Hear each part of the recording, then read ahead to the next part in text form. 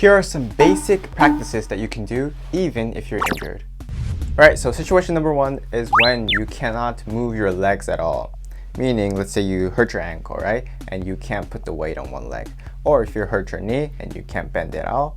Or maybe you hurt your hip muscle right here, or your groin, and you cannot stretch those parts out. What I recommend you to do is practice reminding yourself of the center point of your punch. Meaning, I do this often when I hurt my leg. When you punch, usually, you lose the center. So some people do this. See how the center is moving this way? Some people do this. It's going like this. Or others, this looks fine, but the rotation is first here, but it's slightly moving to the side. So what I want you to focus on is to start from the hikite position, picture your end, and go straight here.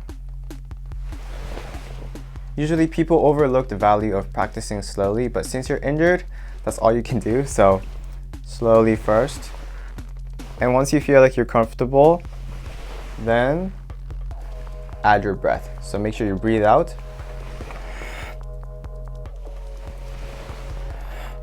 Step 3, if you feel comfortable with the breath as well, then add your focus onto this muscle right here.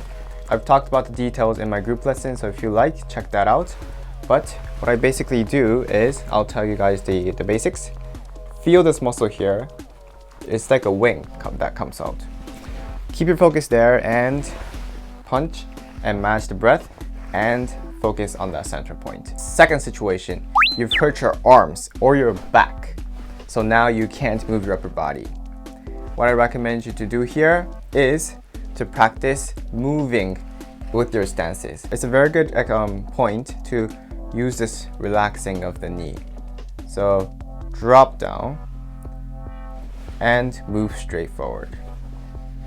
I've covered a super detailed tutorial in yesterday's video, which I revealed the whole lesson of my paid group lesson.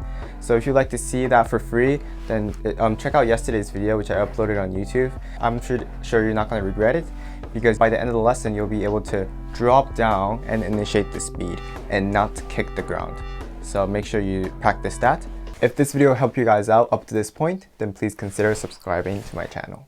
At last, if you can't move your body at all, let's say you hurt your lower back severely, right? Or if you hurt your groin so much that you can't move at all, then this is a very good timing for you to watch videos and learn how to analyze matches. So one example for kumite is I did this video where I strategically analyzed how to look at a kumite video.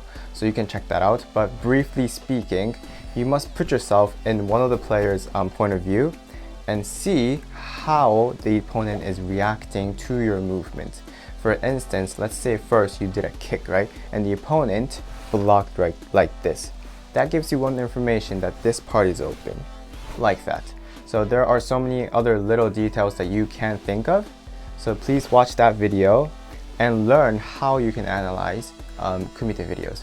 As for katas, I think this is a very good point for you to notice the angle of your leg, because usually when you do a front stance, I think people open up their toes like this and they want to bring it in, or their center of the weight is different in a lot of the situations. So if you have yourself recorded in your iPhone or something, watch that and compare with a professional kata player. So that gives you a better understanding of what you're doing correctly and what you cannot do. I'm sure a lot of people are going back to their practices and becoming injured. So this is a very good timing for you to rethink and give you guys your feedback. So if you liked the video, please consider subscribing to my channel and check out these videos as well. And like I said, if you want to learn how to drop down and punch, check out yesterday's video to learn the essence and the secrets of dropping the knee down. So I'll see you guys in the next video.